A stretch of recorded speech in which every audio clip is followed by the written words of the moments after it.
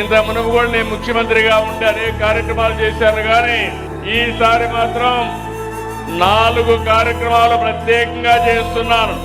మొదటి తారీఖు వస్తే నాకు గుర్తొచ్చేది మా పేదవాళ్లే గుర్తొస్తారు.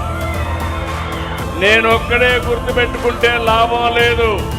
రాష్ట్రంలో ఉండే ప్రభుత్వ యంత్రాంగాన్ని, ప్రజాప్రతినిధుల్ని మీ దగ్గరికి పంపించాలి. మీ కష్టాలు నేరుగా చూడాలి, మీకు సహాయం చేయాలి. అప్పుడే ఒక తృప్తి ఉంటుంది. అందుకే మొదటి తారీఖున అందరూ కూడా మీ తలుపు తట్టి మీకు గుడ్ మార్నింగ్ చెప్పి మీ చేతుల్లో డబ్బులు పెట్టి మీకు దండం పెట్టి వస్తున్నారు. ఆ నెలంతా మీరు ఆనందంగా ఉంటారు. ఈరోజు ప్రభుత్వాన్ని మీరు చూడండి. మొన్న జూన్లో అన్నదాత సుఖీభవ, ప్రతి రైతుకు 20,000 ఇస్తాన్నాం. ఇచ్చిన మాట నిలబెట్టుకున్న ప్రభుత్వం ఈ ప్రభుత్వం. అవునంటే గట్టిగా చెప్పండి అవునని. నిన్నే తల్లికి వందనం ఇచ్చాం.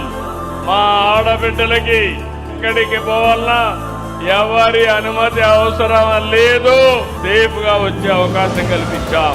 బస్సులన్నీ కిటకిటలాడుతున్నాయి, ఫుల్గా పోతున్నాయి. మగవాళ్ళ కంటే ఆడబిడ్డలే ఎక్కువ ప్రయాణం చేస్తున్నారు. ఇదొక శుభ ప్రారంభం.